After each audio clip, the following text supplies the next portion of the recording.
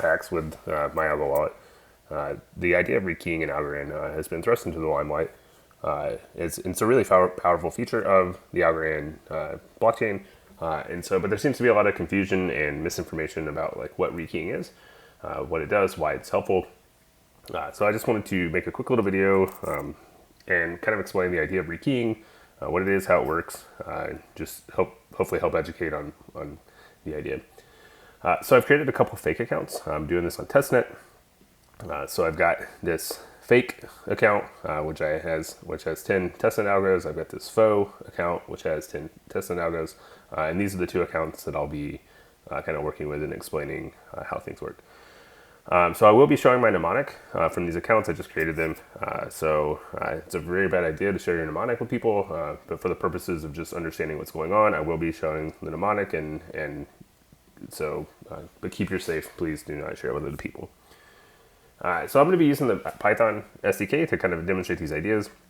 So I've just got a little boilerplate set up. So I'm just reading in the mnemonics, and I'm using some of the libraries that exist. So the first thing is that all blockchains work with this idea of encryption, public and private keys.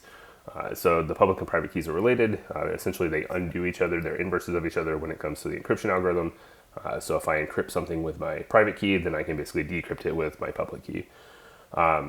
So the mnemonic, for all intents and purposes, is our private key. It's a human readable form. It's just a different encoding that they basically take the data and they turn it into words. So it's something easy for humans to write down and be able to interpret back. And then the public key is essentially our address. It's not fully true. It's our address. Our address is actually our public key plus a checksum on there, but we have these two bits of data that it can undo each other with encryption. They're always related. The private key and the public key are always related to each other, and that doesn't change. And so just to kind of show you, so basically this is my human readable form, but if I want to look at my private key, what it is, then basically if I can take this mnemonic and I can turn it to a private key. So if I just go ahead and look at this fake key, what it is, then basically this is a base 64 encoded string that's another representation of the data, but it would just be like whatever the raw bytes of this are would be my private key. The way that I get, basically, like I said, they're related. So I can get a public address from a private key. So if I say fake address is equal to, I can say account address from private key, and I can give it the fake key. And if I do the same thing, I can get my faux address as well. And so if I look at these addresses, then you'll see that this is the address that's associated with the other private key, and this is the address that's associated with the faux private key. This isn't going to change. So these keys are always going to be related. The first fake key will always produce this address, and the faux key will always produce this address, and they're going to be related to each other. So before we get into the idea of rekeying, I'm just going to talk a little bit about how transactions are sent and what happens there. So I'm going to create a payment transaction from my fake address to my faux address. And so to do that, I'm just going to create a transaction, which is a payment transaction. The sender is going to be the fake address. The receiver is going to be the faux address. I have to give it suggested parameters, which I'll just grab from my client, and I have to tell it how much. So it wants to know how many micro algos I'm sending, so I'm going to use this util, which will send the algos to micro algos, and so I'm going to send one algo. So if I were to try to send this transaction, it wouldn't send because it hasn't been signed by. So before I can send a transaction, I have to sign it with my key, which is basically encrypt the data with my private key. And so if I get my signed transaction and I go ahead, and since I'm sending it, this should be from fake address. Since I'm going to send it from fake address to faux address, since my sender is the fake address, then I have to sign it with the fake key. And so I'm going to say transaction.sign.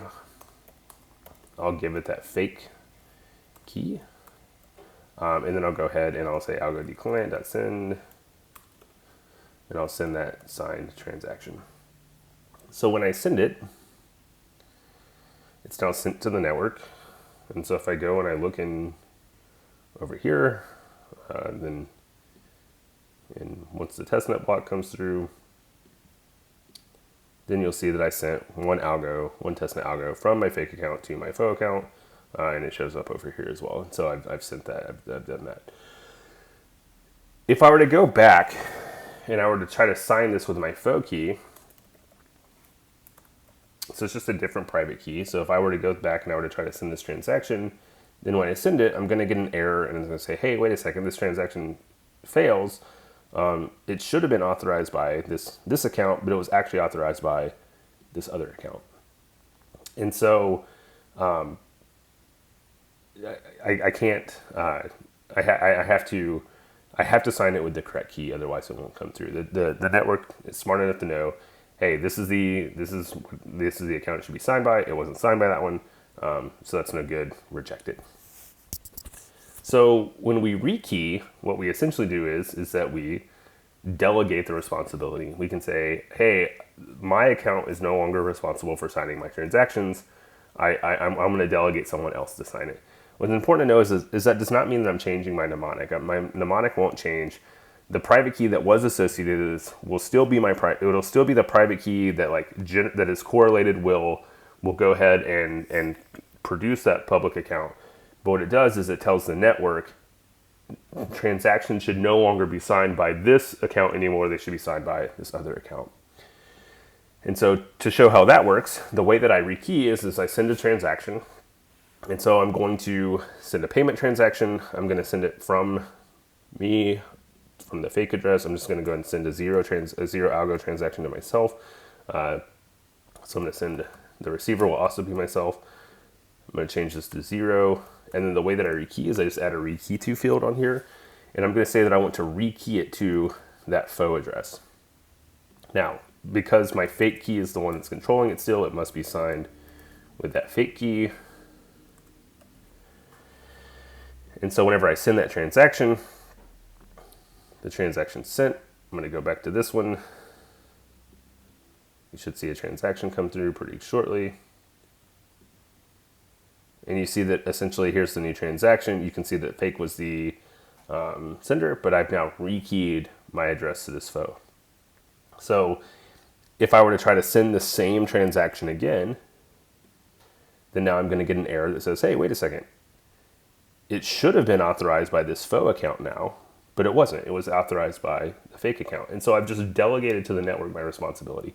Anything that I send should be signed by this other account now. And so if I go look in Para, I imported the fake account over here earlier. If I try to send, then now if I try to send from fake to, just go grab that public account, faux 1, I try to continue. Then you just say it says, please try again later. If I go look at the developer tools, it just says decryption error.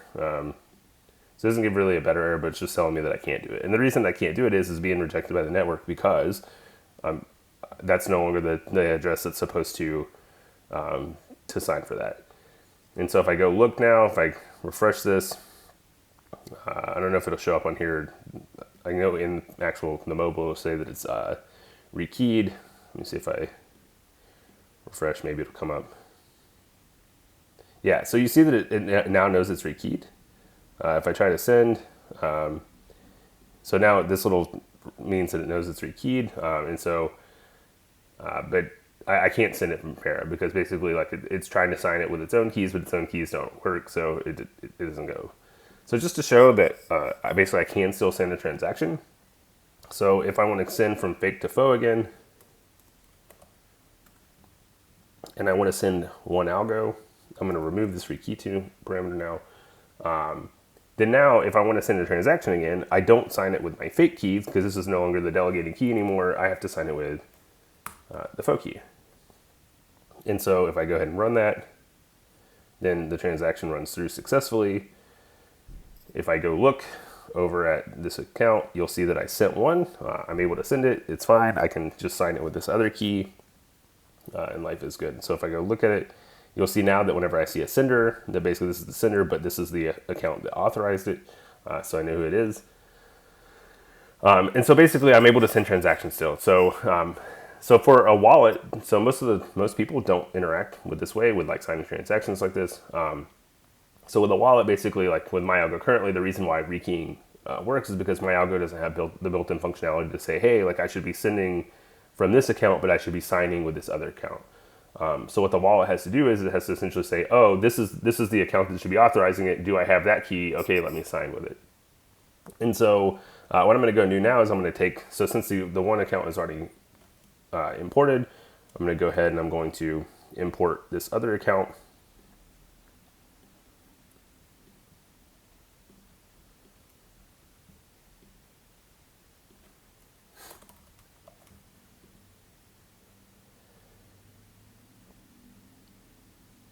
So now that I have both accounts in here, I've imported, I have the, you can see that, hey, this is rekeyed to this account.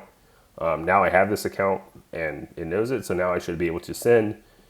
And if I say, hey, I want to send from fake, I want to send to faux, and I want to send one account, then now I can confirm, I can send, because the wallet is smart enough to know, hey, whenever I send something now, I'm sending from this account, but I know that this is actually the authorizing address, and so I should just sign it with this wallet's private key, not the other one. So I hope that helps. I just wanted to help clear up like what's actually happening, why that allows you to be able, like why rekeying works, what it does. My algorithm, like I said, doesn't support rekeying, so that's why it's not able to say, hey, use this other account. So that's why if you rekeyed it doesn't work in my algo anymore.